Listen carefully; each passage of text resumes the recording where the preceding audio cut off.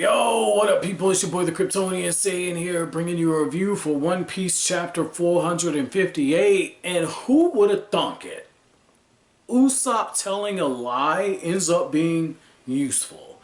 He says there's a beautiful swordsmaster carrying meat. And Luffy, Sanji, and Zoro, they're coming out of their stupor.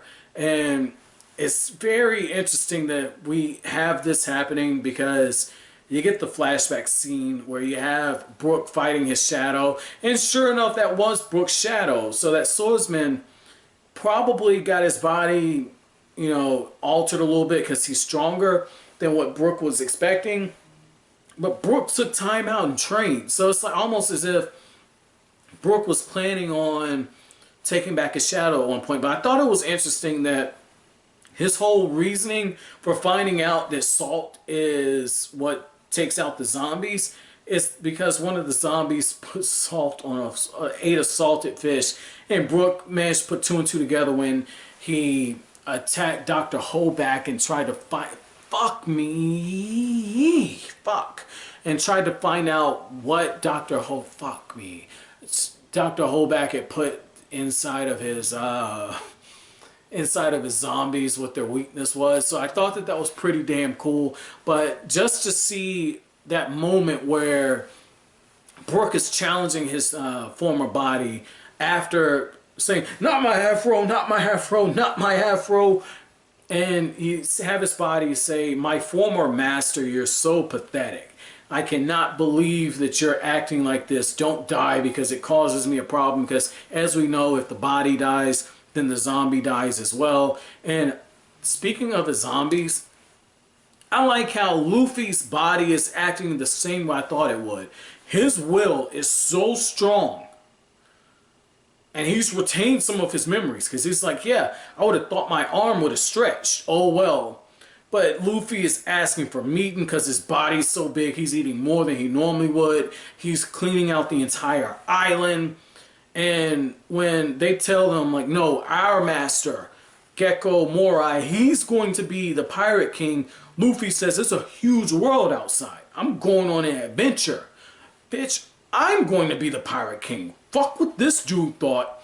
I'm the next Pirate King. And I thought that was so Luffy-like. And it just shows you that no matter how hard you try to repress some things, there's part of a person that no matter what gets bottled up, it's going to come back out, and if you trigger the right thing, it's going to come out several times over. That's what happened with Luffy. His dream to be the Pirate King, if he had amnesia,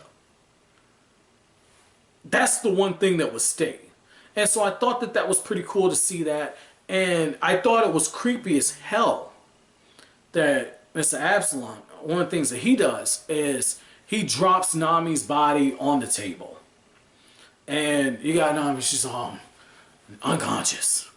And then you got this creepy zombie dude hovering over her.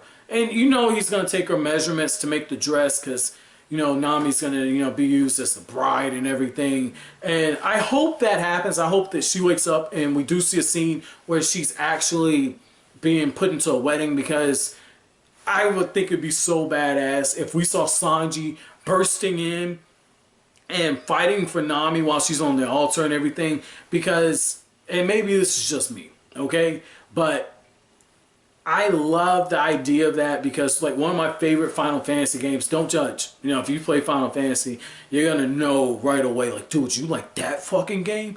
One of my favorite Final Fantasy games is Final Fantasy X, and one of the most beautiful cutscenes to me is when you see Titus and he's with Orin and all the rest of them, Waka and Riku, and they're riding on these like chains or whatnot, and they're breaking up. Damn, the guy starts with an S. I just bought the Final Fantasy X special edition for PlayStation 4, and so I'm getting ready to replay it, see more. And what was really cool is you have that one scene where they break it up and it leads to like the fight. I would really love to see a scene where like the Straw Hats, they come in and they break up the fight, break up the wedding, and it gets into this huge fight, and you got like cakes and stuff, and Sanji might break off for a second and admire the the food. Can't think of the word. I'm probably gonna be feeling like a fucking idiot, but I think that would be pretty cool. But I do think that it's interesting that Oda, running theme for this chapter is the fact that who you are as a person is always there. It's buried inside of you down to the core essence. And no matter what happens, no matter what you go through, you're always going to revert back to what you were originally. Say if you've changed as a person. That's not to say that you can't evolve. But what you decide to build your foundation on, from that moment you decide to change, that's still your foundation. It's up to you to use whatever that is for better or for worse.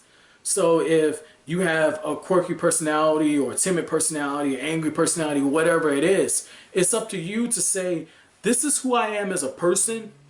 How can I channel this into something positive? How can I channel my spirit to become something, a better version of myself? How can I take how I am and how I project myself onto others? How can I take it and help other people become the best versions of themselves? How can I be the bridge for this next person? And so for Luffy to remember his dream to be Pirate King, even though he's not in his own body, even though he was supposed to have his memories and everything repressed, now we have it where Luffy is beginning that journey. And then on the flip side, you have the actual bodies of Zoro and Sanji and Luffy being triggered by the one thing that drives them.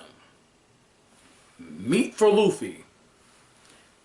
So the love of food, the love of meat for Luffy, the beauty for Sanji, because Sanji's a pervert.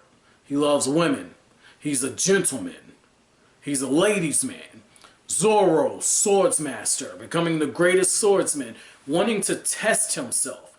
The foundations of these characters have been brought out, and or rather dredged back up, and now they're going to build something new. So this is good. And if this is the case, because we're headed towards the new world, it's fitting. The new world, the new Straw Hats. It's very fitting that Oda's taken this opportunity to literally rebuild the three new characters, or not the three new characters, the three oldest characters who joined this crew. That would be really cool. I know Sanji is a little bit of a gray area there, but Usopp's already gone through his change. Nami's gone through her change. Sanji, this is an opportunity. Maybe Sanji just becomes a more perverted cook. And speaking of which, I just thought of something. Sanji was said to be the man, the blonde-haired man who did not have a bounty. Sanji has a bounty. That confirms for me Oda has bigger plans for Sanji. He doesn't want Sanji recognized for a reason. A name is a name. A name is a name. Whatever your name is, unless it's the combination of, I'll use something special, okay? Like I have a Vizio TV and I have a Tic Tac. Unless your name is Tic-Zio, where you combine the two names, there's not another person who does not have your name. So because that's double negatives. Let me rephrase that. Unless your name is specially made for you, chances are someone else has your name. So the fact that Sanji has a bounty and it says Sanji, there's probably like 70,000 other Sanjis in the world. Or maybe there's only 7 more Sanjis. But it's not going to cross your mind that this is Sanji. So Oda has bigger plans for Sanji. So I don't know. We'll see how that goes. But as always, guys, if you like anything I have to say, don't forget to comment, rate, subscribe, share. Oh shit, I forgot my chapter question. My chapter question is down to the core of you. Who are you as a person? If you had to choose one word to describe yourself, what would your foundation be built on? But as always, guys, if you like anything I had to say, don't forget to comment, rate, subscribe, share. Thank you so much for watching this end of the video, guys. Have an awesome day.